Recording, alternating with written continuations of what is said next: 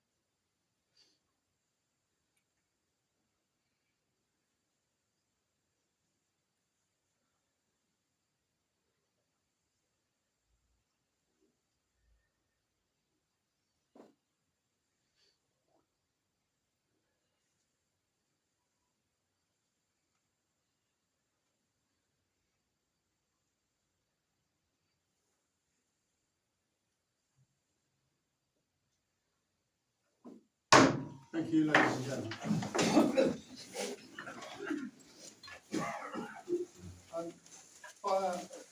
Firstly, if I may, before I open the meeting officially, welcome our newly elected councillor, Andy. Sorry, I couldn't get it out. Andy Gordon. Congratulations. Welcome. Thank you. You can do that later. Right. So, ladies and gentlemen, welcome to the Brightlingsea Town Council meeting of the 19th of February 2026. If I can start with item 1, apologies for absence, please. Apologies from councillors Atkinson, Howard and Hinton. Thank you very much. Okay, moving on, ladies and gentlemen, to item number 2. The minutes of the meeting of the 15th of January have all been distributed. Can I ask if they are a correct version of events? John, second. All those in favour? Agreed. Thank you very much.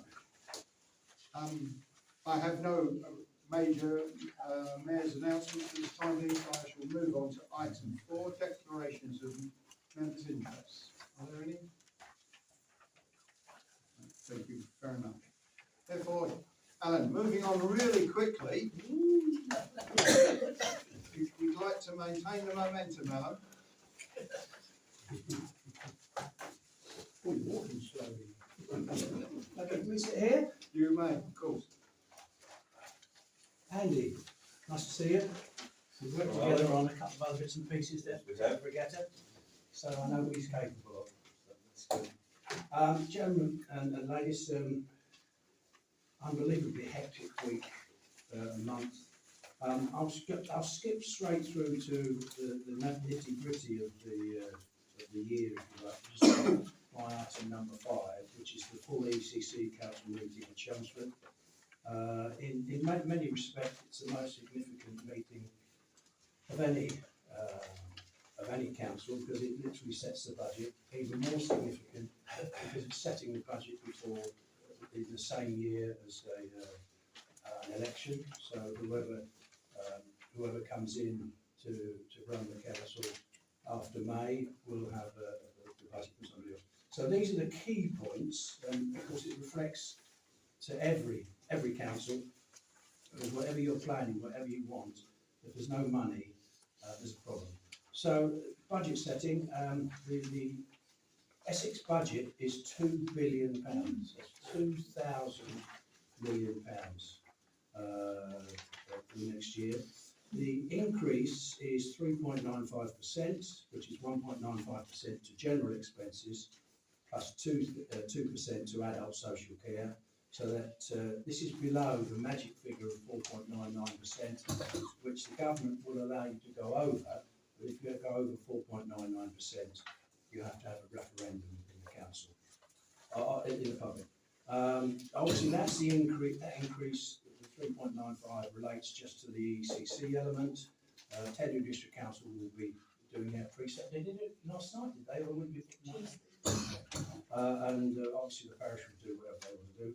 To explain it, for a Band D house, currently a Band D house in Brightlingsea is £2,350 per annum, so it's an extra £63 on top of that. Noted at the meeting was we've got some extra money from the government, 4.5 million, specifically to deal with what's called winter damage mitigation. In simple terms, it's potholes and in the road and on the pavements. We put an extra 1.5 million, we Essex put in, and there's £6 million. It's not maintenance, it's not refurbishing, it's not doing that, it's just looking specifically at items which February and March are notorious pothole days. So already I put in for the Deer Park on the B1027 near St Osius, I think it's down at Apex there, and I put in the Church Road. There's about another 7 there. I put them, there's a copy to the parish, so it's, now how quickly that moves and how good it is, I won't know, because it's only kicked off on, but it's extra money. There's still the same members' initiative which is going around, and there's still the general maintenance, so things there. There was a bit of confusion about library charges. I may not have enough time to do that. Put that to one side, just see what happens on questions. The key thing that I was involved with, I gave a report on Section 114 notices. Many of you, particularly the tendering councils, will know all about this. But Section 114 notice is where effectively a council, whether it's town, district, county, is going to go bust. And they issue a thing, technically they can't go bust, they have to report to the government. And at the moment, and this was as of Tuesday, there are Section 114 orders in from the London Borough of Hackney, Northampton, twice, Croydon, Slough, Nottingham, Northumberland, Thurrock, Woking, Birmingham City Council, Bradford, Cheshire, Stoke-on-Trent and Somerset. So they are councils which are on the verge of bankruptcy, which sounds dramatic, to be blunt, it is dramatic. The overriding cause in most cases, is things like adult social care, children in need, children with special needs. They are the obligations that councils can't make a decision on, and that's the big prize. This is where the local government reorganisation, if it's going to do anything proper, it's going to have to do something about that. Where's Essex on this? Nobody can tell. Two things: when Thurrock was in trouble, they put us in Essex to help them manage their money. We've got better reserves than most other counties. We're not immune because there was a 16% increase in the number of adults taking adult social care. Not a 16% increase in the cost, a 16% in the people. So that's the big financial money one. Everybody in the room will know about the February the 6th traffic jam. What was that? Up to 3 miles long with a 45 to 60 minute wait. There was an emergency meeting called, so I got the first phone call at 8:15. It was a disaster. It was just an absolute disaster. There was meant to be, with traffic lights, there's meant to be an equalisation period where in theory as you come in, they let through a certain amount of vehicles and then the other end another amount of vehicles. They're meant to take account of the local flow in Brightlingsea on that road. Very early in the morning, there's I don't know, 8 or 9, 10 times the amount of cars going out as coming in. Usually it's the other way round. And they just didn't get the timing right. So the Essex County Council, when we knew about it, we met on site, we revoked the licence of the firm that was doing the, so we didn't do it, there's a firm doing the lighting. And it didn't get better instantly, it was better within about an hour. And it was better that day, and then it was okay the next day. We insisted, they finished the day at 3:30, couldn't go to the next day until 9:30, and they had to be up by 2:30. And they've done that, they did that in one day. So, absolute apologies for anybody who got caught in that. There will be people that missed meetings, and people that missed trains, people that missed going to work, doctor's appointments. Apologies about that. Number 11 is already done. A couple of SEND replacements. There's some news this week about SEND. I sat on the budget for Kent and Essex Fisheries, Conservation Authority, IFCA. They look after Kent and Essex Fisheries, it's pretty obvious, but they spend a lot of their money based at a very salubrious premises down at the marina, where they're very welcome, as I understand. I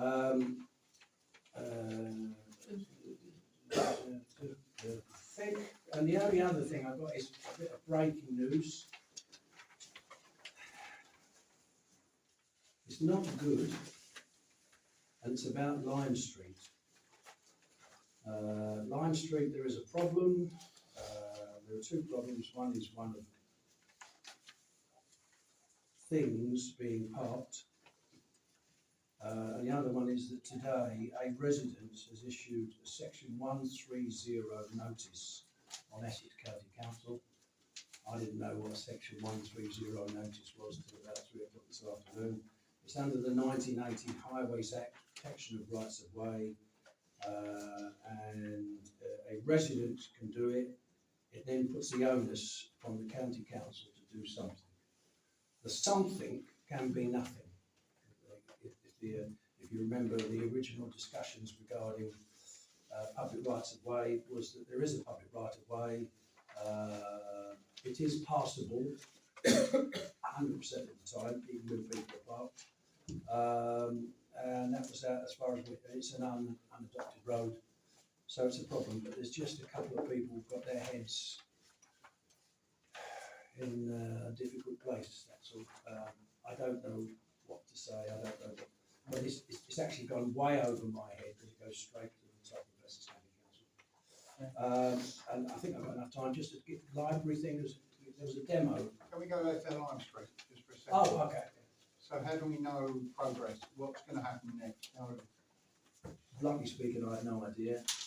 The resident has sent the notice to Essex County Council.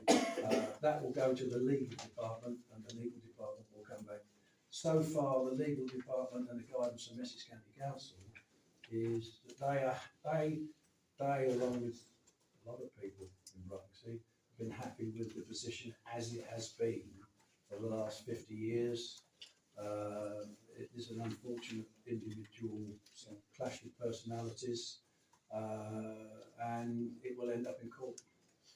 I think we're interested because, as far as I know, there's at least one application and one potential appeal on planning in that area. Yeah. What happens to those? They get put on hold? Well, it's a good question. I think no, because they're not linked. I think, from what I've heard when we're speaking to Jane, that there's a unit that wants to do certain things which are outside the scope of their planning commission. Their planning commission has got nothing to do with the right of way. It happens to be, they happen to have a building in a right of way. So the two are linked by the location, but they're not linked together. So if there's an application going through, I would suspect it will go through. No, not go through. It will go through in the normal channel. Yeah, I think Alan's right, because what the planning application we sat on is what I would call the top end of towers, top end of Lime Street, High Street end for the bottom end, which the hard end, if you like. I understand 2 people from Essex County had a site visit this week, I think I'm going to believe, for the boundaries, the houses that have put up their new fences from the fire. Two ladies came out, one was from the map department, one was on the legal boundaries, and all the houses that were caught up in this fire that have replaced their fence are well within their boundaries. They're actually 2 or 3 inches inside their boundaries with the new fencing, so that the boundaries to the residents, they've got no problems. Right. The problem is that somebody's decided to park a boat.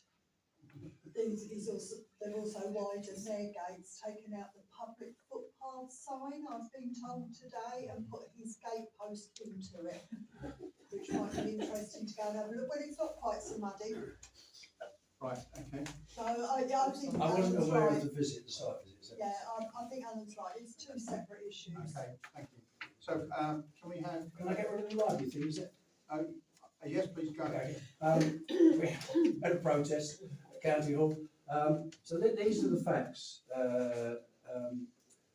Libraries, Essex County making a big thing about libraries. We're turning them into hubs of some sort. We're spending lots of money, it's a good thing. There is a set of circumstances where anybody in this room can go into the library, get any book out, get any amount of books out, and there's no charge. There is, if you want to get a specific book that they've got in their depot, their number 1 depot, then you can have that book and it'll be sent and there's no charge. Essex County Council has now joined up with the whole library momentum in the whole of the UK. So in terms of books that are available, there's now a much wider choice of books. Some are in London, some are in Scotland, not Scotland, but it's England. So the problem is that historically there's been no charge for, so you can order a book. It isn't in writing, so it might be in Colchester. Colchester will deliver it. If it isn't in Colchester, it might be down in Chelmsford. Chelmsford will deliver it to Colchester, which will deliver it here. And now, of course, it could be in Manchester. So the book that you want is in Manchester. It comes back down to Essex. Essex brings it to here. We get it to you. You get it, then take it back. And historically, there's been no charge for that. There will now be a charge for that. And the main reason was that if you can imagine this exercise, requesting a book, requesting it, finding it, tracing it, getting it come down. 82,000 books in Essex were ordered last year and never picked up. So it's a bit not good. So I think the charge, I'm fairly sure if I've got it written somewhere, I think it's £1.75. It's not the £1.75 that's relevant, it's the fact that you're committing yourself, and it's hoped it will stop people ordering books in an unlimited amount so that's the big issue. We're still spending £1.4 million on new books. There is a drive towards electric books, so there's less of a demand for books. Right. We'll get some charges. Do you want me to talk about demonstrating power tools and hand tools? No. Oh, come on, I've been practicing that all week. We've all sat in on that lecture. Right, okay, can I ask if any councillors have any questions for us? Sorry. Go on, you. My sort of question is just to tell you that Tendring's council tax proposal increase is 2.99, which equates to 11p a week. I'm a great believer in not percentages, give it to them in money terms, because when you come in with huge big percentages, it sounds like a lot of money and it balances down to a few pennies basically. Yeah. Well, I think what I said with the band for houses. That's a good job, by the way. Yeah, very nice to hear that. Mick? Yeah, just on the year report, Alan, on like page 2 of it, it says ESG applies for expanding sites into the logic and privacy, 1027, 8. Could you just elaborate on what that Oh, sorry. I mean, that's the £6 million for the winter damage. So we've been told there's this extra £6 million have you got anything that we could put in there? So I've applied to, the two ones that seem to be top of my agenda is the Brightlingsea potholes on the way in to Church Road. So I put, I think there's 7 there, and the other one is, there's 8, I think, in the, outside the deer park and the Oh, bench. yeah. So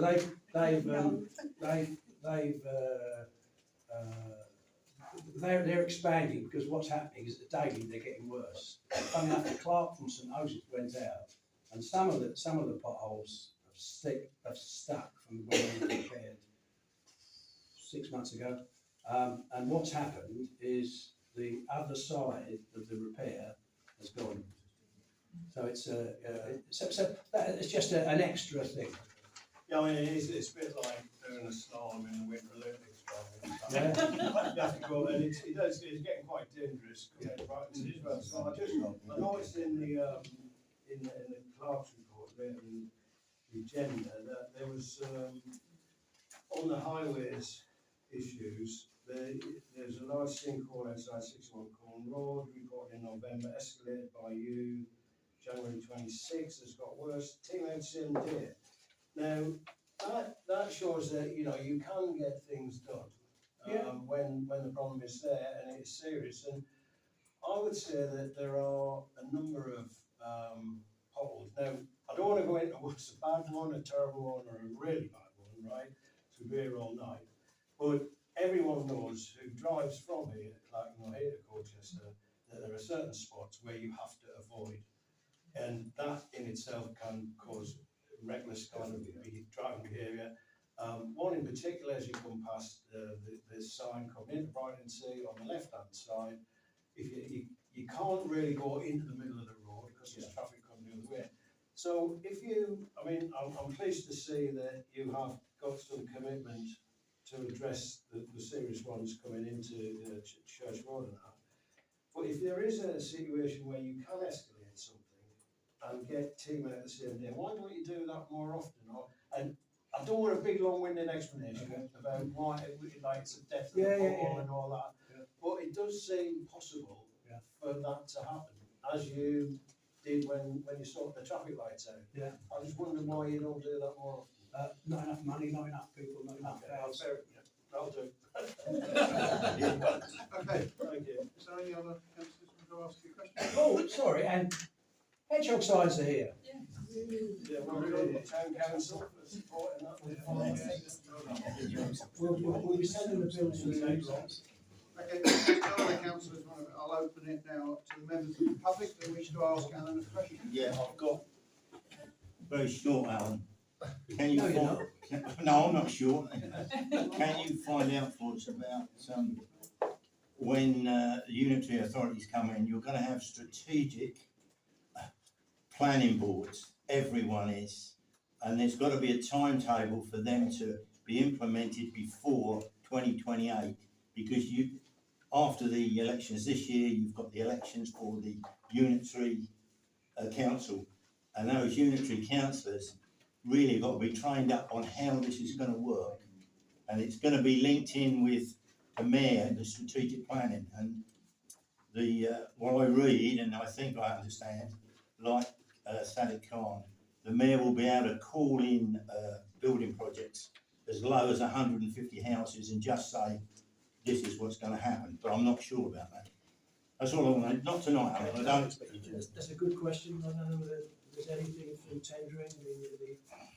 We all attended that meeting, didn't we? It's not much information, but I think we're all, just to say, Richard, I think everyone's waiting until March. Yeah, On the announcement. I appreciate How that. many authorities there are going to be, and that will then trigger, I would think, a lot of kind of domino decisions down the line about how things then get structured and reorganised. So it might well be that when that happens, we'll be able to give you a more. I appreciate. I don't want to know tonight. I just wanted to find out if there was a sort of programme. Thank you very much.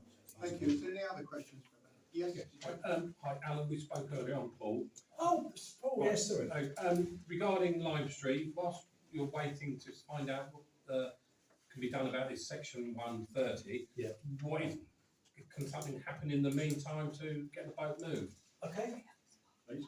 In an ordinary world, you'd phone up the police. I have done that and they weren't interested. And as I understand it, the individual concerned had a visit from the police on Tuesday evening, as I understand it.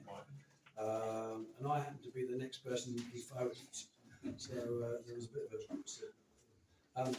I don't know. The problem is, it's like anything. You're meant to leave sufficient room. You're not meant to be parked there. You're not meant to be parked here. In terms of public right of way, you can get through. There's no dispute. You just can't do everything. And it's a bit like introducing 20 mile an hour speed limit into Brightsea. Lovely idea, terrific idea, but who's going to enforce it?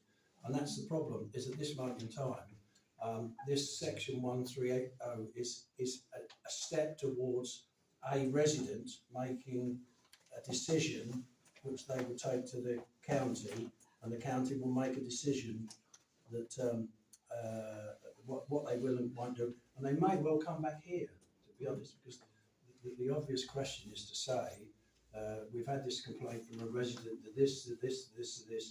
What do you as a council want to achieve? What do you want out of that? So I'm fairly certain that will happen at one stage, but at the moment, nothing. Okay. So that's impacting on my business now because he decided to be a uncooperative gentleman. And don't forget, this is being recorded. Where does that leave me? You've got the same option. You can send a section 131. You can phone the police. I have done, and they weren't interested. Unfortunately, the police won't move it because it's not a highway, it's not a mechanically powered vehicle. Yeah. So it doesn't come under a road traffic act, so they're not able to enforce it. Right. Can I suggest that we continue this conversation outside of this meeting because we're getting into minute detail? We are sympathetic with your position, and in fact, we want to ask you a couple of questions, but possibly outside of the meeting. Okay. Yeah. So the lady next to you has a point? Yes, Yes. just on the library point, I'd just like to pay tribute to the library for hosting the Winterfest events this month, because they've been really successful. There's going to be one on Saturday, music in the library, with the Gooseberries playing at 3. But I wanted to ask why we can't donate decent books to the library. They won't take donations. And I'm the executor for somebody who had a very extensive, very good library. We've spoken on the phone, haven't we? No. Someone's Someone else. inherited some books? No, No, Alan, I it spoke wasn't to me. you about a resident who asked me the question. You know, these are books that would cost 30 quid each, even second hand. Right. And it must be a post-COVID thing, but I'm wondering if there's any way we could get that decision reviewed, because it seems such a shame. Sure. Well, if is it okay for me to carry on? Okay. Is it is it a list of 100 books, 50 books, 30 books? Oh, it could be 200 or 300, but it's Okay. not it's a question of, they have a blanket rule.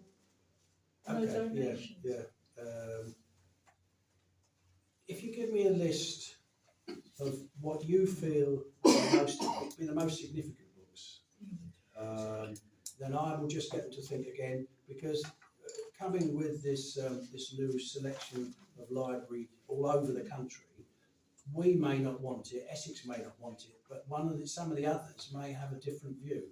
Yeah. So don't give me, if I always give me the list of the whole lot, if you have, I don't think you will, but just pick out half a dozen that are significant. Yes. But no promises, sorry. Okay, we'll deal with that outside the meeting. Thank you. Anybody else have any questions? No? Alan, thank you very much indeed. Difference between a hand up. 20 minutes. If I can then move on to item number 6, the update on the district councillors. Can we take it in order here? Joan, do you have anything? Just that the last item on my report was the TDC had arranged to drop in session at Brightsea United Church. That's now cancelled and the date's changed, but I'll update it as it comes in. Any other questions for Mick? Yeah. Yeah, just a say going round the district, speaking to people, sports organisations, clubs, activists about what's happening in their area, and we've been offering some small grants to encourage developments. We will be following that up in the summer, but they have been quite successful meetings. And just to echo what Jane said about the council tax, that I know TDC doesn't get kind of the best of press at times, particularly in this town, but attached to my report there is a copy of the leader's speech that he delivered, the budget speech which he put forward on Tuesday. And I think it is a fact that we have had some really serious financial challenges, and that there are a lot of councils in really serious financial difficulty. But Tenrin is not one of those. It is a council with a balanced budget, and a council that continues to provide frontline services without major cuts. And all that is for, at the present time, for about £199.52 a year for a council tax for a Band D property, which is £3.84 a week. So for that, for every household, you get your essential services, you get your bins emptied, you get your streets cleaned sometimes, you get your grass cut, car parks looked after, public toilets, housing service, leisure centres, and planning departments, environmental health. So for less than a cup of coffee a week, I think it's good. I mean, I pay £3.84 to have my bins emptied every week. I don't know about you. So I think when people are sniping and targeting the council, I think it's very as if they could just reflect on that. And as Jen says, it's just gone up £2.99, 11p a week or something. So we continue to try and keep costs reasonable, and I'd like to just put a shout out again for the administration and for the fact that it's a majority independent council. It's independent seem to be getting a bit of bad press as well locally for some reason. Don't understand that at all. I think we're all fiercely independent on this council, pretty much all of us, and that's for good reason. So we're not beholden to any party whip or party line.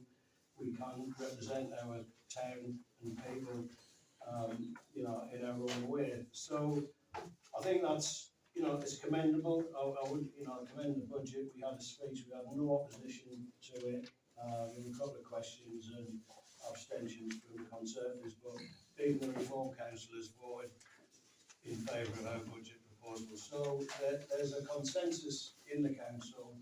We've got 2 years left. We've got elections next year. We finish in 2028. But we are looking to, provide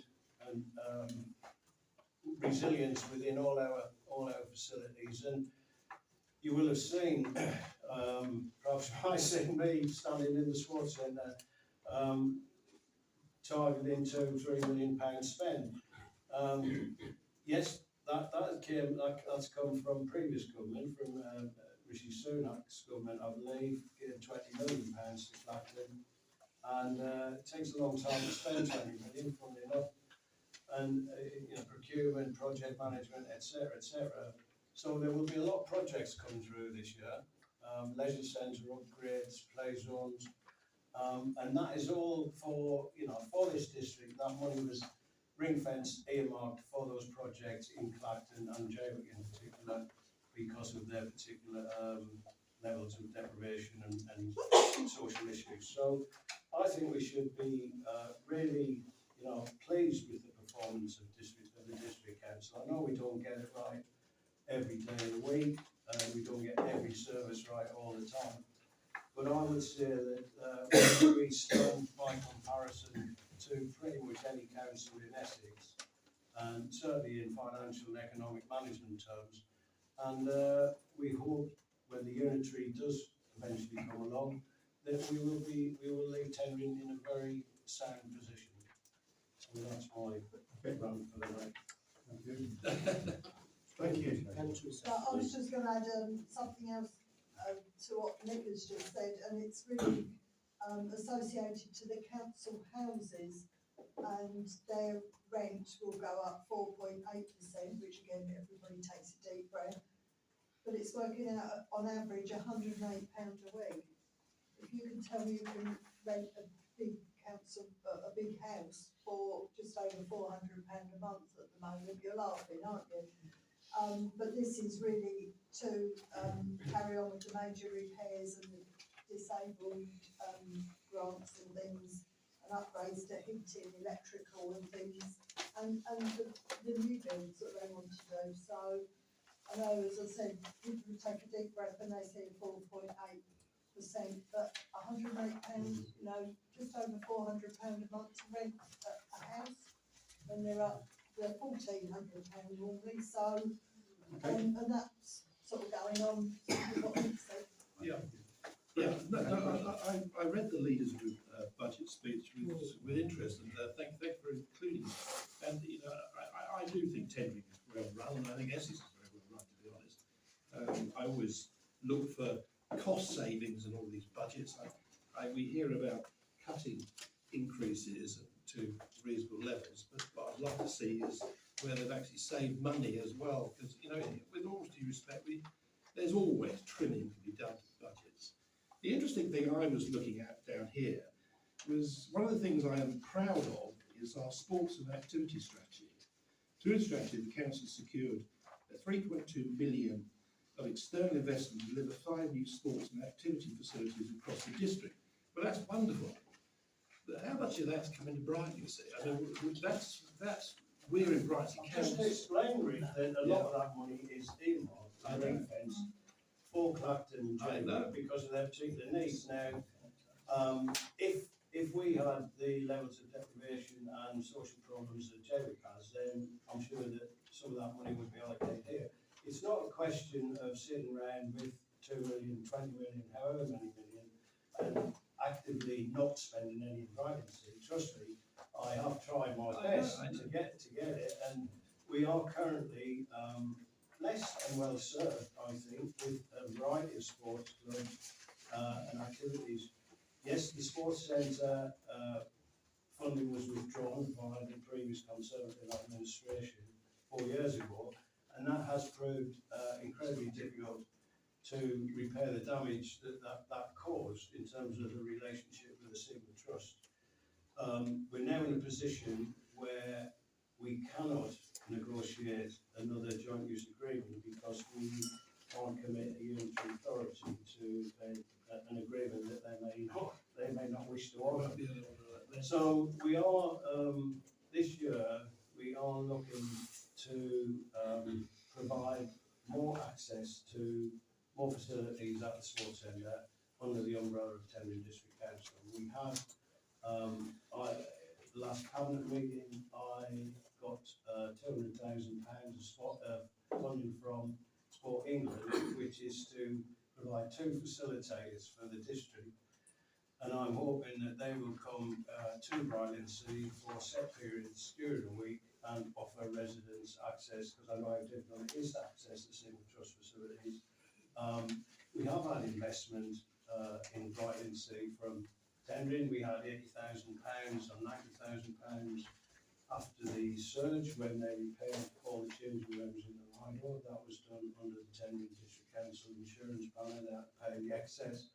We had £40,000 grant last year from the Swimming Pool Support Fund, which was to put solar panels on the line roof, which was facilitated through Tendring District Council.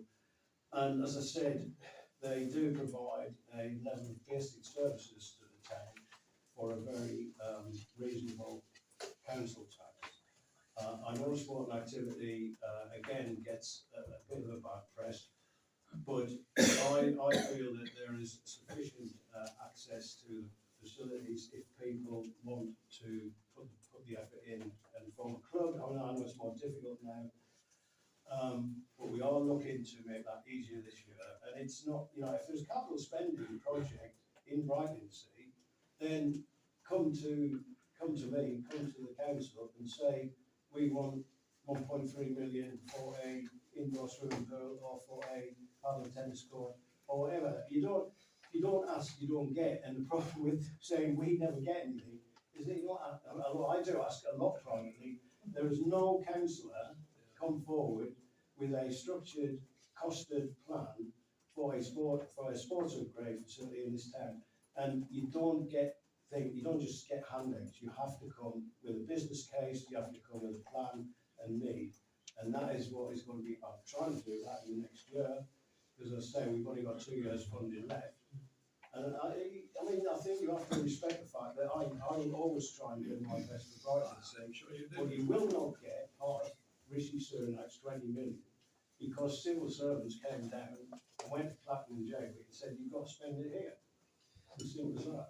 Right, well, I'll just come back a little bit on that. I mean, to be honest with you, I think it was a Sigma Trust that really, which actually didn't want the sports centre there, to be honest.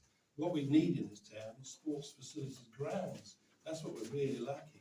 We've got lots of clubs, but nowhere to play. Well, we've got a ground, North Park Rec, which we can't use, Well, which is exactly. excellent ground, and we Exactly. are looking And we at are how we trying can to- make that playable. We're Yeah. getting money from the FA, from the Football Foundation, so there is a lot going on. All I'm saying is there's quite a big budget there in tendering, and we don't seem to go there. Right, I'm going to call a halt to that. I think you've both made your points quite clear. Can I ask you a question, Mick? And this is really not to do with tendering, but with your representation on the North Essex Parking Partnership. Have I got that right? What is the situation with the Prom Road? Update. Short answer. Short answer. Short answer, I had an email from Andy Payne yesterday, I raised that with him, and he said that the costings have been done, they will be coming out to do measurements, they have to post notices about the intention to put markings down on our way, and then, assuming that all goes to plan, they will wait for for some good weather No. to put the markings down. But can you give us a gauge of timescales on that?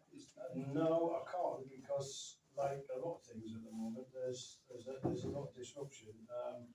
I would hope in the next couple of months, but they've got to get down and do the measurements and markings, but they've got to get these vans moved. Yeah. They can't put lines down unless they can get them out of the way. I think that's exactly what we want to do. That's what we want to happen. Well, that's got to be the next challenge, isn't it? How do we get them moved? Okay, thank you very much. Is there any other questions? And Just on the Western Prom Day. Yeah. Why don't we put the bollards, with the sec's going to take a couple of months, why don't we put the bollards down now or next week to say, will you please vacate? And let's just see what reaction we get. Yeah. And this will start, it's no good waiting 2 months' time and say, oh, we're going to do it tomorrow, you know? Terry to do that. We get some bollards from NEC and put them down. Yeah, that's a good idea. So maybe we can post some notices on the light, Yeah. of what action's going on. We asked the clerk to get the ground manager to do that. If he contacts NEC and suggests they work together on that. Oh, right, okay. Okay, moving on then to Graham, your report. Yeah, thanks. So just to go through the main points of what I've put in. The first one is on the 2nd of February, the community leadership overview and scrutiny. The main thing was a presentation from the NHS Mid and South Essex Integrated Care Board. We had the chief executive's hitman come down and give a presentation. And they're going to a draft discussion now. Because what they've highlighted is that in Essex there's fragmented skills and the capacity is spread too thin, and also the rising costs as well. So they're going to move from 3 integrated ICDs to 1. And some of the other things. Sorry, just one across the whole of Essex. Yeah. But if you go further on, so really the assets are going to be deployed to treat earlier and faster. Genuine collaboration between the different units, concentrated, so the patients are not seeing separate clients in different buildings.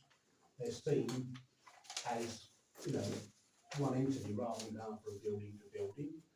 And also, this is probably neighbourhoods, so they're going to put neighbourhoods in.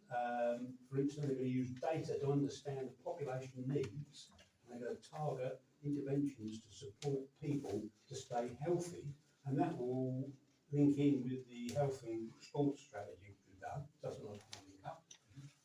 Now, us in Brightonsea, we're going to be in the mid-section, so Brighton to Walton, and I did speak to the chief executive's right-hand man, and I said, oh, we want to do some work in Brightonsea. Now, in an ideal world, and I did speak to John and Councillor Carr about it, it would have been great to get me here for the Health and Wellbeing Day, and quite prepared, but obviously we booked out, so unfortunately not. So really, we do need to think how we're going to handle this, because he's keen to come to Brightonsea, and he's keen to discuss, you know, the care in the community as well. And then obviously there are briefings to be given as well. And now I've got copies of this. That's the draft document. Out for discussion, so if anybody wants it. Yes, I'll have a copy of that. Yes, but all of this is on the TDC website. The actual recording of the meeting, as all of them are on the TDC website, apart from informal meetings and passing things.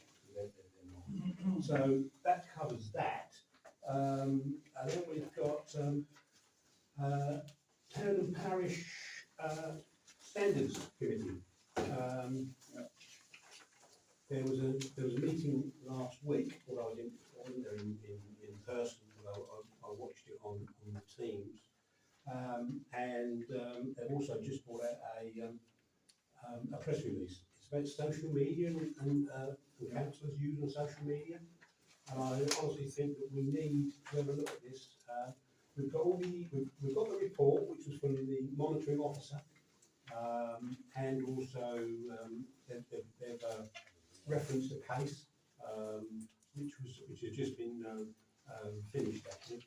So I think we could probably use this as a case study, and I think we used to. I think what we should do is have a real sit down with the social media and how we're going to handle it going forward. Right. Because you've got that, and also you've got documentation for it as well. So I think we can probably do that. Whether how we do it, whether we do it in communications or. I think we should put it through the community. Well, which is fortunate because good planning, because we've got a meeting next week, I think. So we'll bring it forward to that there. Okay. So I think. Yeah.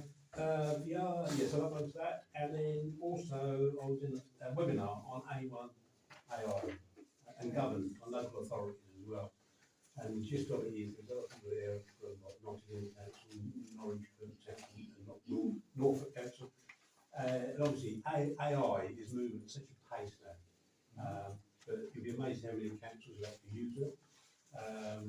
So I think maybe what we should be doing, we should be looking to get maybe somebody in to have a word with us about, similar to what we've done with the guy from Colchester. Have you got somebody you can suggest? No, but we need obviously it all costs us. So what we do, and this is literally only this last week. Yeah. So once I get the around, I will get somebody and I'll bring the costs to. I've been trying to do this myself, getting somebody AI to come along and talk to me and some other colleagues in different organisations. Yeah, The problem is I find these people are experts for the week. Because you phone up and say, well, what I was going to tell you is out of date.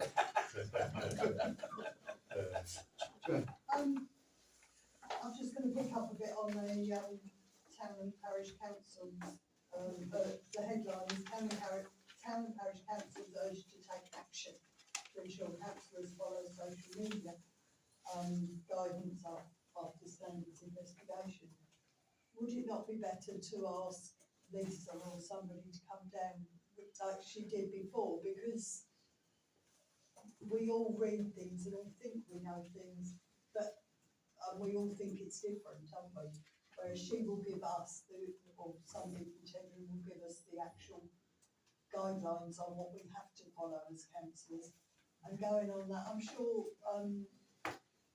one of our officers at Tendring will come and do the AI one as well. Well, I did speak to Lisa about John it. Higgins or something. I did speak to Lisa about can we use this report, for a wide-ranging discussion. And then she said, oh yeah, obviously there's no name, no location. But what did come across very strongly was within the case of LGR, the town councils have got to start taking a bit more responsibility for the standards. So I think that's what we've got to decide, because who knows where the standards committee will be based. If it does go to LGR, you've got Colchester, Braintree and Tendring. Well, we're okay at the moment with Tendring, that's handled. But as Karen and Lisa said, basically they've been handling everything, and that's why it's always a bit of a hold up, because some of it is quite problem. It's been on for over a year once we started there. So, and it's best for us to do that discussion now, we get a plan in place, and then we can hopefully get the ground moving. Who is Lisa, Joe?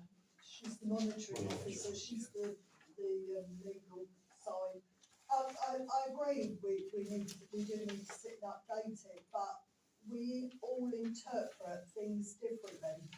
And being the monitoring officer, and I know, when LGR comes in 2 years' time, Lisa may not be there, but for the next 2 years, if we do anything wrong, then we're up before her, and take it from me, it takes forever, because, I read before standards. So, Okay, I Joanne, I was just think gonna- she's the guideline, Well, I'll get her to send us something. What I was going to suggest is if Graham and I form a little group and we'll develop some sort of plan about this and then suggest it at some meetings, where we invite everybody to a meeting with a presentation where, so if it's Lisa or somebody like that, they give them full Well, I think interpretation. we've already got this, which we've printed off, so Yeah. maybe you need to do that, and then get Lisa in. Chair, thank you. Sorry.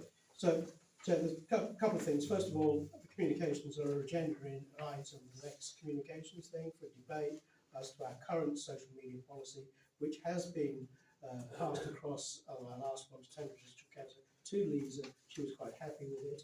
We understand that we may need to add to it, and it's going to be a debate. That's the first thing. Second thing is, on the Health and Wellbeing Day, one of the surgeon's brother is an AI teacher and examiner for Microsoft, and he's going to be coming, not to speak, he's coming as a guest, and I'll be very happy to introduce him to you. Because he's Microsoft, obviously he's updating all the time. Will you be real? Pardon? And he's free. Will you be real? I don't know if it'll be real or not. You'll get 15 minutes of his time free of charge. Free of charge. I know. But believe me, the communications are very aware that we need to develop social media. I'm sure. Yeah. Okay, Kate, you had a question?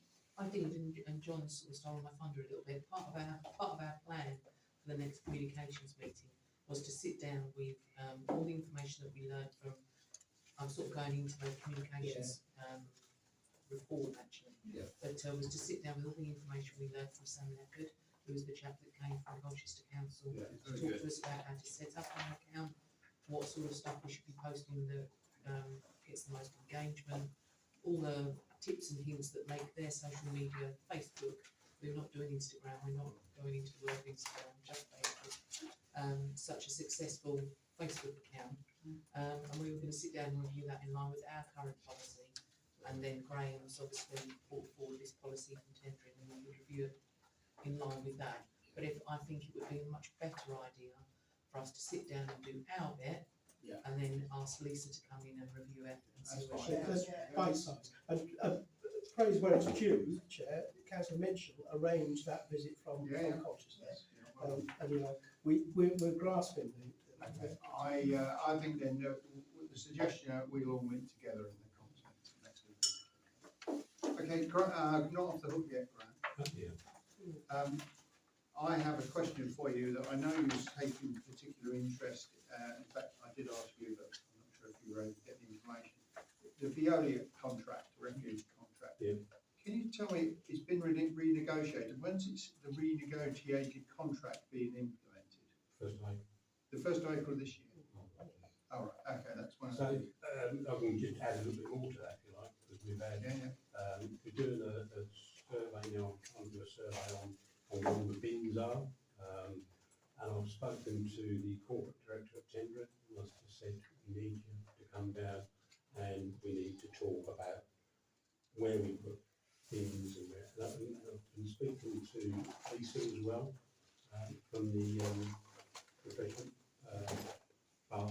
And so I think we need to have a look at that whole area, because there are lots of bins there. I'm not quite sure whether they're the right bins or, you know. Can I add something to that? Because I've been approached by several people around, well, the bottom of the town, around near the marina, but Tower Street and places like that. There are a number of residents now being told that their stuff hasn't been collected because it's this type of rubbish or that type of rubbish. And the plastic collection wasn't made for nearly 4 weeks in one part of the town. And I just wonder what do we go with those types of? Well, that has always been the rule. You know, if you cross contaminate, then they won't. But to be honest, they've been quite lenient on that the last 2 or 3 years. So explain that then. So if they used to put that if it wasn't if the right stuff wasn't in the right bin, or it was contaminated, you could still put everything in one bin as long as it's all the same stuff. Sometimes if it wasn't, they would put a sticker on, and they would tell you why they haven't. But to be honest with you, I don't think they've done a lot of that. I know for some reason, I don't know why, I've been approached by a number of people in the Woolside Road and Sydney Street, you know, at the bottom end, where they're being told they're not taking, rubbish hasn't been taken. And the explanation is it's not the right stuff. Now, well, that could be the problem. Not sure what that meant, but I don't think those people are suddenly doing something different now. I wonder if this doesn't come apart from big letterbox campaign on Tower Street, New Street, whereby they're educating the residents of the new way out of 1st of April, which is don't put a yogurt pot in the plastic thing, it goes into a different bin, and you're going to be getting a bin for that. Right. You're going to get a third bin. And see, glass is going to be. I know in September, isn't it? Yeah, I think so. So the new contract on the 1st of April, and then they're going to ease in the other one, the glass. There was 3 lines glass. And plastic, and that's going to come in the 1st of September. That is going to be very universally welcome in this town. It's been long wanted, and so well done for doing that. But I do think if there's some leaflet about this, you say There is a leaflet. it's not getting to everywhere. Right. Because the people I know personally will live in Sydney Street that they can. Oh, okay. So there were 6 of them in the flak jackets delivered in Tower Street. You'll notice your new timetables that have come out. Normally we get them for a year. They are only for 6 months because of the October change. And the information's in that time. So that will. That'll be really good. Yeah, that would be helpful, just to distribute them around everybody. Okay, thank you. Any other questions for Graham? Might be worth if we can get that out on our website as I well. was going to say, yeah. Can you get a copy of it, Graham? Particularly this don't mix yogurt pots thing. Because that's probably the problem. And also glass at that end.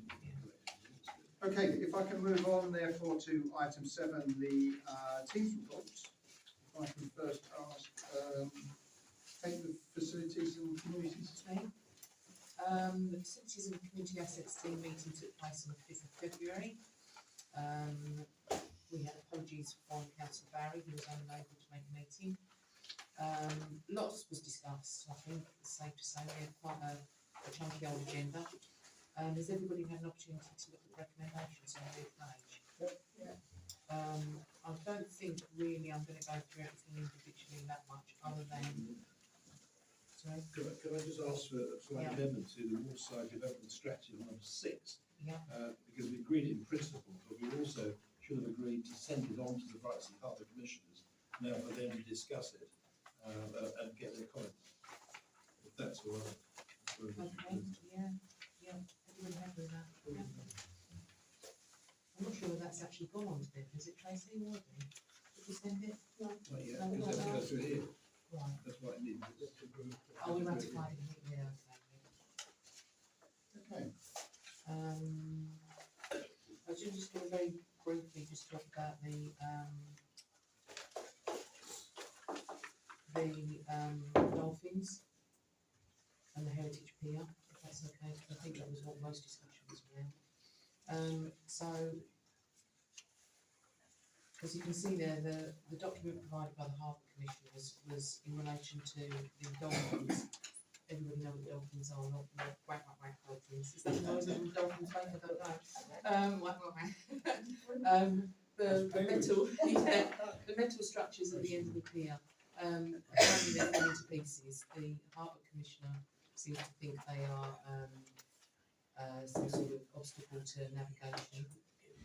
There's bits falling off them. We're just checking to see if they have some sort of heritage or conservation aspect to them prior to discussing the possibilities of removals, but it obviously comes with some cost implications. If the metal structure is removed, there's a concrete plinth underneath, and we need to discuss with the Harbour Commissioners what they propose we should do, or they should do about that concrete plinth underneath, because surely that's more about hazard to navigation and something sticking up above the water. So that's where we are with those. So just to let everybody know that we're not intending to go and rip them down immediately. There's lots of discussions to be had before any decisions are made around that. And that's really the only one I wanted to mention. We'll also need public discussion as well on that. Yeah. So I'd like to propose some recommendations on Royal Reef Page. Just before you do that, I'll just ask if there are any questions, comments? Grant, sorry. Yeah, just to say, item 11, strategic projects. Yes. Just to say that we said the skate park, button making and so on. So we've got a bit of a tender process on the skate park. So the supplier have kind of tack, whereas last time we got 3 designs, but now they're saying they want to do a bespoke one. So there is a quite a pretty good form to put in.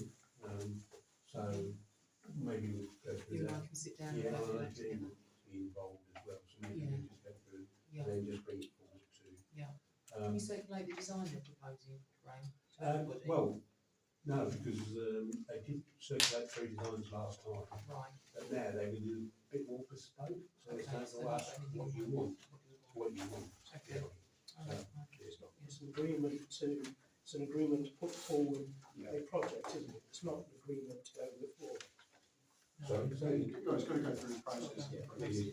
No, yeah, this is what, they go to, the firm themselves go to consultation with the public. Yeah. See what the public wants, not a public consultation. So good. Very good. Yeah. Everything else, okay? Yeah, that's it. So you're proposing Proposing these, the, do I have a second, please? And second, 13 recommendations on Reef Page. all those in favour? Agreed. Thank you. Item 5. I can therefore move on to the Environment and Transport Group. Graham, I think you're, Yeah, I'm standing in for that, pretty much, straightforward, really. It's just the recommendation, there is a reference on there to the bins, what I mentioned before, so, right, that is all covered that. And then you've got the action points and recommendations at the end there. So, I will move. Can I just reiterate bullet point under local plan consultation that we are in a consultation period up until the 23rd of March, and merely for residents' attention that we are happy. We're in the town centre last Saturday, going to be there this Saturday and the following Saturday.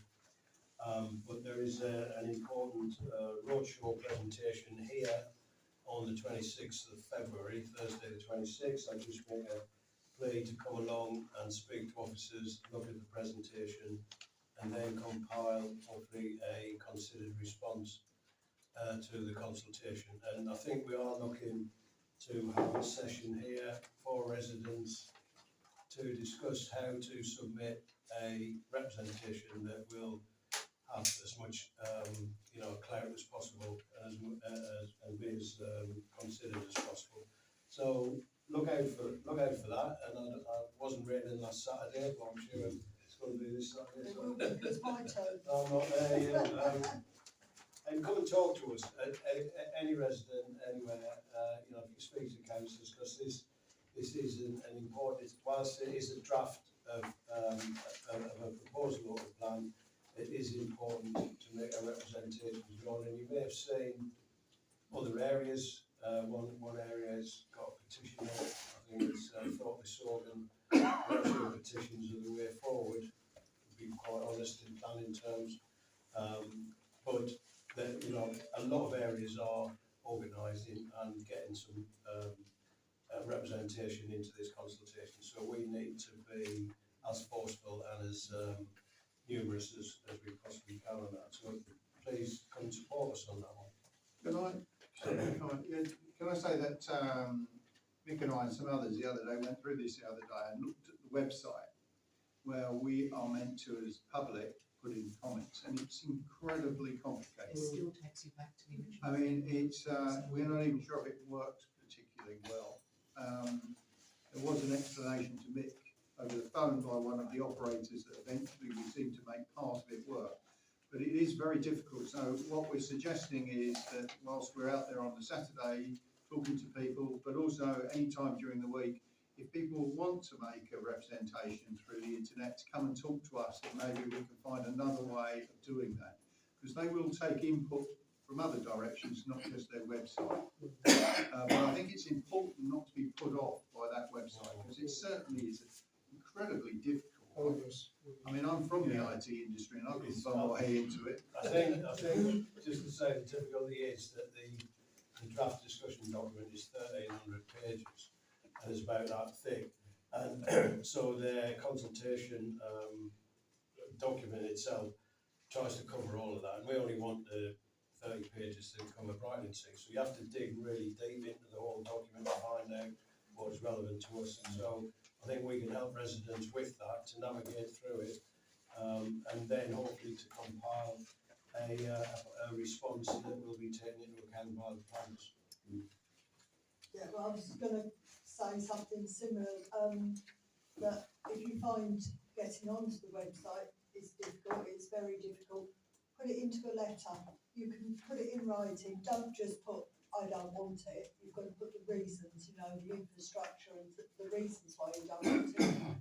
And drop them into the office here or even to me in the shop. And I've already got, I think, 4 now that have come into the shop. And we will give them to the officers. We'll take them in with us, or we'll hand them in on Thursday when they're here. So Or come and meet us on a Saturday in the high street and we'll give you we have got this form. There is a form. There is a There is a paper form. copy, which is much easier, but just put your own letter together. Okay, and thank you. Anything else? Any questions? I think you were waiting for a seconder. I am, you're right. Sorry, I got distracted. So can I have a seconder for the proposition, please? Nick? All those in favour? Thank you very much. Moving on to welfare resident services, Jane, anything? No, because I was out of action for a little while, other than, I've been working on a lot of renewals of blue badges. For some reason, they've got this scheme going that you will not now get an automatic renewal. Several people are having to go through either a medical with face-to-face. There's lots of telephone consultations going on. My uncle had to have one on Tuesday. His badge runs out in a fortnight. So it's just becoming incredibly hard to get your renewals done. So I've been working on a lot of them over the last Okay, 3 weeks. thank you. Moving on then to communications and tourism. Yes, Chair. So as you can see from the report, we did have a meeting on Tuesday, 3rd of February. It was a one-item agenda. Again, thank you for Kate for organising the visit by Mr Sam Leppard of Colchester City Council Social Media Team. He gave a talk which was excellent, wasn't it? And we learned a great deal. In fact, we almost put what we learned into a press release just a few minutes after we left. The report here allows Kate to give a more verbal report, but I think you've already given it. We'll amend it slightly. Okay, thank you. No particular proposition there.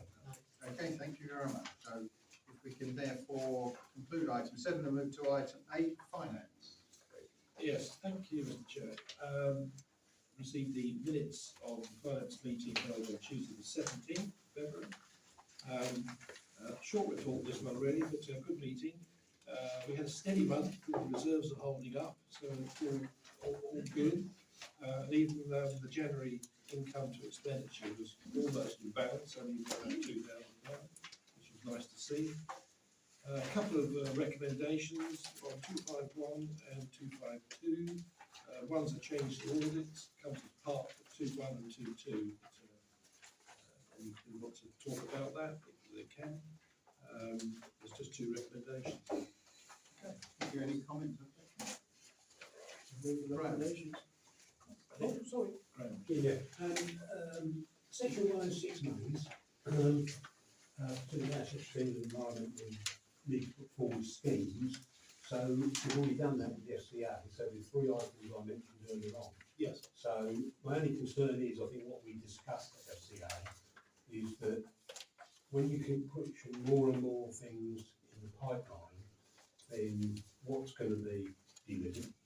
You know, whereas I thought we agreed that we were going to do it, you know, get the 2 or 3 in, and then let's have a look at it, rather than have a crowded one, you should have 10 items in there. Yeah, I think the point was, just to give a message to all councillors, that there is this 106 money, and we do know LGR is coming, and it would be a good idea to apply for this grant, this 106 money, for very good community schemes, and just give everyone a chance to put any ideas forward.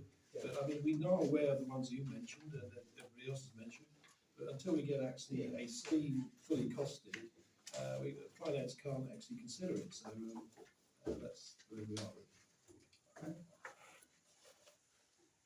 Okay, and Sorry, well, sorry, I don't really go along with that, because what I've brought forward before is, there is a possibility of us accessing more money.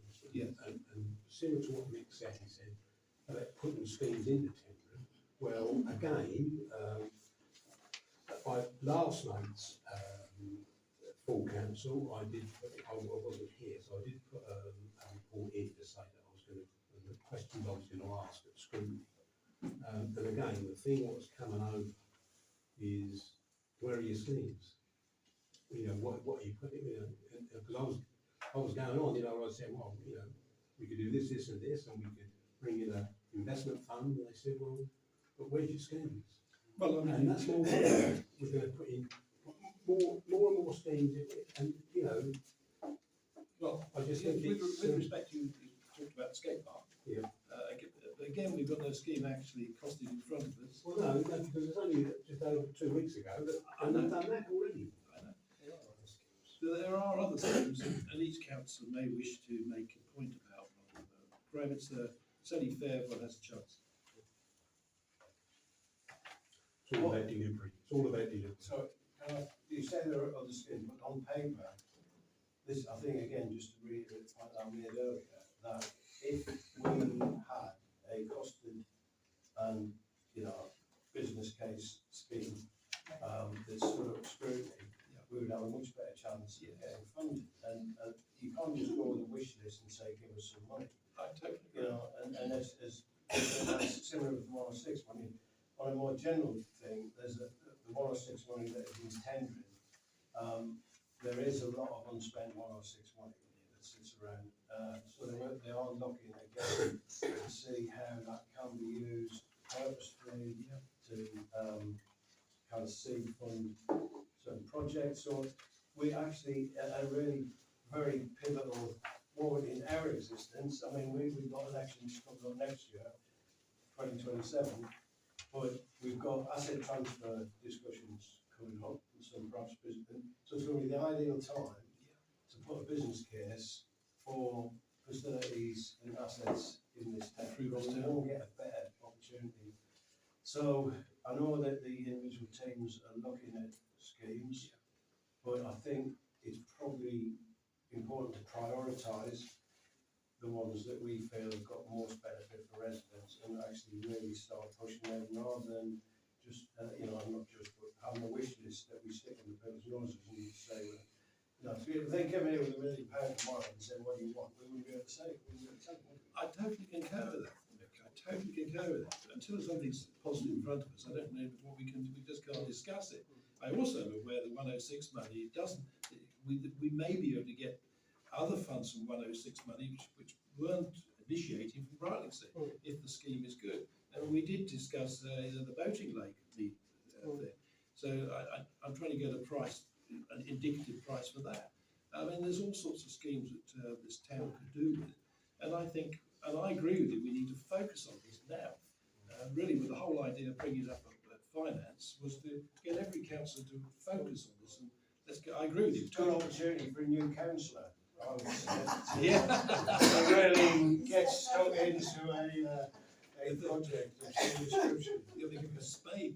Can I just make a point?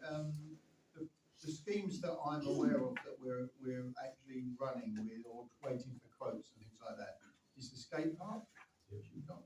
I also understand the lozenge, Yeah. but I haven't seen quotes for that.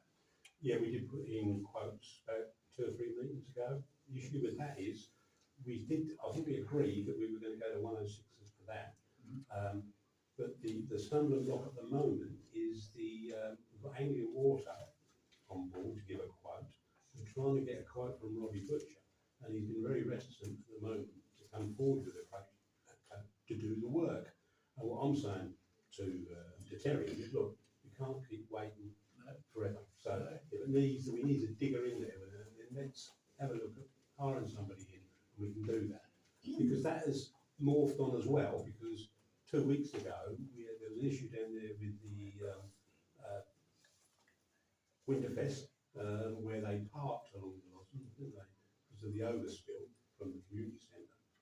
And I think 3 cars got stuck in the mud. I think we need to have a look at that. And I was approached by Rob to say, look, what can we do together? And I'm waiting for him to come back, and also Anglian Water as well, because Anglian Water used that as their access road. I remember when we did a meeting with them, they said they would be sympathetic to any proposal we want to put forward. But we have a proposal for the lozenge, don't we? So have we got, because we need 3 quotes to take to Chrissy or whatever that is. Substance. Sorry, Chris, I can tell you what the 3 proposals from FCA did not include the lozenge. The lozenge proposal must have been prior to that. It was a while ago. Right. So some of these, can somebody at the next, or the FCA, can somebody go through and say, okay, there are these 3 or 4, and how many quotes? Because Well, we can't look anywhere to we did agree that for the skate park, the boating lake, and the saltwater pool were the 3 proposals from FCA. I've got landlord with that. So Okay. we're looking at that like that. I mean, I hear that, and obviously I was there part of it. So I just wanted to remind you. Yeah, no. What I'm saying is we don't have any actual quotes for the salt lake. In fact, do we have any salt pool for that? Can I just play in for Low Bar Rec, because we have got quotes. Yeah. I mean, that to me is a council asset that is vastly underused because it floods. And we've got a deficit of open space in the town. We've got access to that. We have had some preliminary topographical surveys done. We've had some proposals for flood management and drainage management. And to me, that is the ideal spot for any further development in the town in terms of, if you look at sport and activity, to have a closure or something similar to that, because that isn't out of the question. If we were to get some clear plan. And I think That's I'm where not we fell throwing- down last time. We Not did throwing that. Graham under the bus here, but Graham was going to speak to Terry about the application to the FA, because I'm aware there's a time limit on that, so Yeah, I have, that yeah, should yeah. be in hand. We claim them £2,500, £3,000. And Dave Atkinson is looking at the lower part. Well, I think, yeah, that is the prime, you know. Yeah, that's the I prime- totally concur. Can we maybe ask the FCA to look at those ones we've listed here and give us a status on each one to see which ones are ready to go forward? And what do we need to do to them to make them be able to go forward? Absolutely. Can I suggest as well, that sometimes our system doesn't help quick. So I know we had dates put in for FCA and ENT, but this is now what we're all saying is rather quite urgent, isn't it? So can we not do the FCA like within the next week, so we have a meeting, like a special meeting, to discuss just on that? I thought we'd arranged that, I thought we'd arranged to split into teams to do it. Well, Yeah, the working party needs to Working get, parties. yeah. Okay, well, can those working parties report back quite soon as to the status of them? Yeah. Because I think the problem is they're all, I mean, I'm not going to pick out which ones are best and which ones aren't. But the point is, some of these are much closer to being an application than others. I mean, I quote the saltwater pool. I think it's a brilliant idea. Yeah. It's a long way It's a away. long way. It's substance. Still is proposal secondly. Yeah, so I presume you're. I'm very happy to say. Do we have a We're gonna second have for that? to have this thing, right? Do we have a second for Yeah, these I'll items? second. Thank you. All those in favour? agreed. Thank you. What, so I'll get that copy. Move on to item 8B. And Jane, I think it's you. Councillor Howard and I have examined the accounts for January 2026 and under the delegated authority to the Finance Committee confirm that 18 payments in the sum of £34,233.22 have been authorised and paid. Statements of balances on the following accounts are to be accepted. Current account 7055 36,159.83. Business premium account 8295 28,923.69. Business premium account 9433 £449.50. CCLA Public Sector Deposit Fund 102,864.88. Instant Access Account 0373 24,670.85. Current T2 account 0360 62,608.69. Making a total on all accounts £255,677.44. Income for January 26 was £27,093. Expenditure for January 2026, £29,379.93. Income to date, 1st of April to 31st of January 26, £479,533.03. Expenditure to date, 1st of April, 31st of January 26, £361,064.23.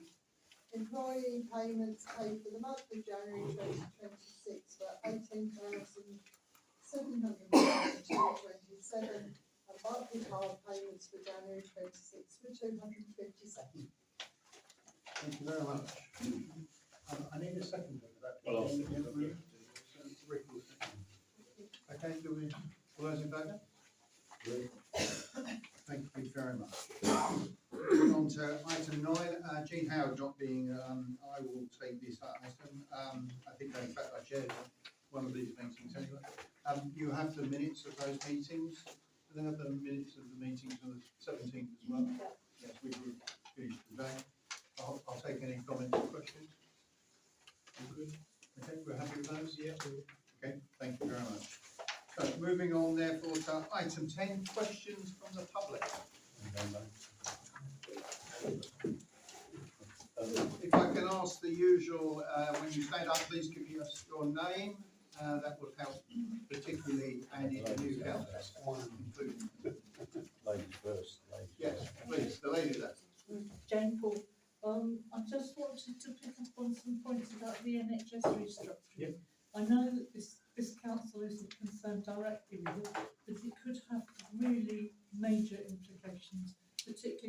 relationship between social care and community and primary care, and our access to emergency or urgent care and diagnostic centres. It comes in our area, the North East Essex and East Suffolk, it comes with the threat of nearly 500 job losses out of a workforce of about 12,000. So that's a very significant risk. And we need to make sure that patients' voices, I feel we need to make sure that patients and carers' voices are heard, as well as the staff in the localities, because we're likely to get drowned out. Colchester has its own problems, but out in the sticks, as I might, we've only just got a bus that will go to the hospital. We're asking, what steps could we take here in Brightlingsea to get some form of consultation with local people about the implications? This is not all good news. I speak with somebody with 40 years experience in primary care.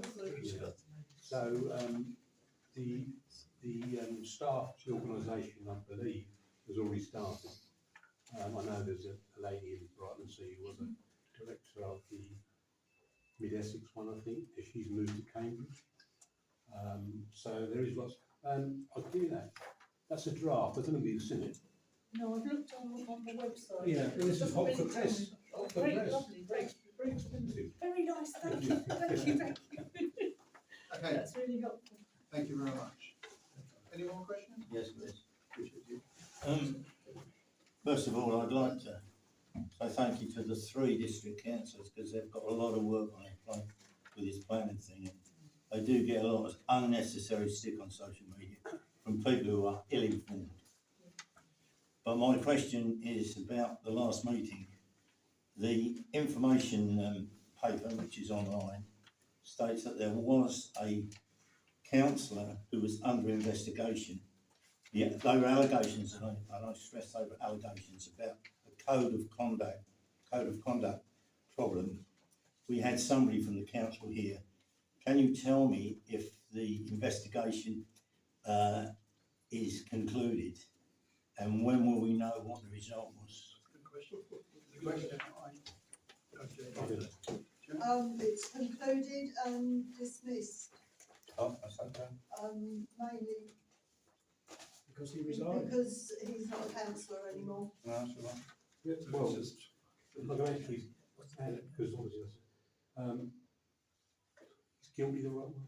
Well, There was 4 allegations, and 3 of them were proved. But as they said, the councillor in question resigned, so therefore he doesn't come under the code of conduct. What were the allegations? Can I just check, is this a public document? Here's the full website, and I did check with Lisa. Okay, no, please go ahead, yeah, just wanted to make sure.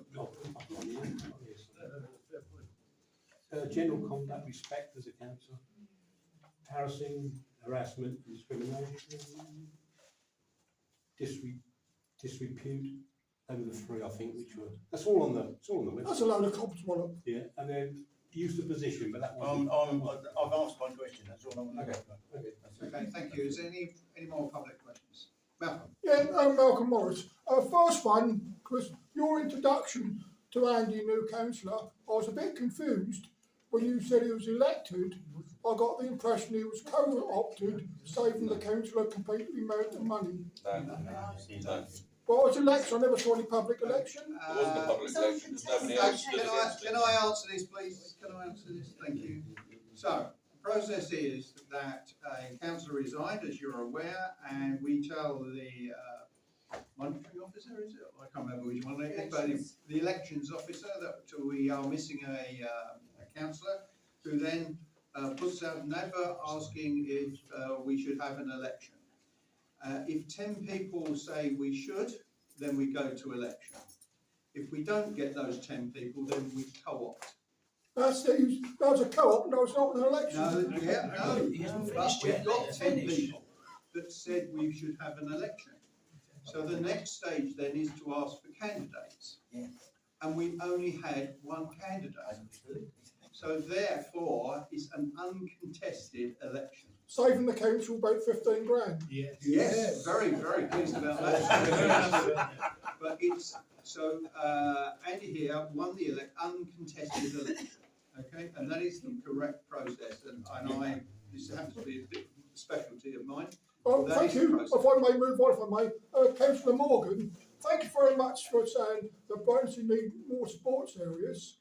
Brightonsea got a very good sports area, Baynard Recreation Ground, but the council keeps the toilets locked. One more question, quick. Oh, Malcolm, you and I have had this conversation. Congratulations to Councillor Barry for mentioning the potholes on the B1029 into Brightonsea. Right, What's the Malcolm, that big isn't even a R2 question, that's a statement. Thank you very much. Also, Councillor Barry, when he was saying the Sigma Trust, the Chief Nurse and Information Officer emailed him, but he didn't even return the email thanking him for communication. Malcolm, the public are now leaving. But there, your term is nearly finished. Councillor Morgan will step in your seat. Thank you. Do they have any, yes, we have another gentleman that you've interrupted and not allowed to ask a question. Please go ahead, sir. One very quick question. Is there any truth in the rumour that there's going to be a bus service to Clacton again? Yes. There is. Oh, it's outstanding. We have timetables I out haven't seen there. anything officially. That's one of Gary Scott's pleasures, that is. One more question. I see the boat park spaces have been made bigger so vehicles can go. Is the boat park become a parking area? It's a dual use. It always has been. There has been for people who have their boats. Thank you. And, Right, ladies and gentlemen, are there any other questions? No, the end of the entertainment. Thank you, Malcolm. Moving on to item 11. My report, thank you. 2 items. The first one is the Food and Drink Festival. Now, I know I've emailed out about this, but just to get confirmation that they would like to use the Western Promenade from Wednesday the 27th of August to Tuesday the 1st of September, with event days being Friday the 28th to Sunday the 30th of August. As in previous years, they will scale back as much as possible for the Monday route there. Agree. And the second item relates to the Brightonsea Free Music Festival. I'll have to leave for that because I've got a bit Okay, interesting. thank you. Andy, you can get dispensation. Yeah, you declare. You want to be involved with No, it? don't take part. Okay. Brightsea Free Music Festival requests permission to use her screen Saturday the 1st and Sunday the 2nd of August, with set up on Friday the 31st of July and take down on Monday the 3rd of August. Agreed. Definitely agree. Thank you. That's it. It was noted that Yep. Andy declared it I have, thank you. abstained. Okay, anything else? No. Fine, ladies and gentlemen, well, before I close the meeting, I'd just like to remind people of 2 things that are very important as far as the town is concerned. On each Saturday, morning and afternoon, I think it is, 9 till 1, in the High Street, the councillors will be there to take questions and ask, and offer advice on how to complete the form with the questionnaire as far as the local new plan. And on February the 27th at 3 to 7 p.m, representatives from Tendry District Council. Sorry? 26. Oh, did I? Sorry, I was. Yeah.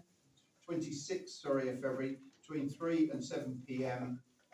Representatives from Tendry District Council will be here from Planning Department to take questions and ask your opinion, I suppose. And I'd really like to see as many Brightsea people there as possible. I think that we made a very good representation at the earlier meeting, and I'd like to keep that pressure on them. They've already admitted that that the proposition for Brightsea isn't the best they've seen, let's put it like that. And I think continued pressure on them may be able to sway them in a different direction. So please keep the pressure on. On that note, ladies and gentlemen, thank you very much and good evening. Jay, can I just tell them that the health day. Oh, I beg your pardon, yes, and sorry, John was going to tell you about that. We've got surgeons coming down from top London hospitals to give a talk to all the residents. And we've also got a person who's a curator of Hunterian Museum who's going to give a talk. We've got the programme ready and that will go online within the next day or two. But the exciting bit, I mean, it's all exciting, but the curator will talk about the real Winnie the Pooh, which actually did exist. And it'll be great. Time's going.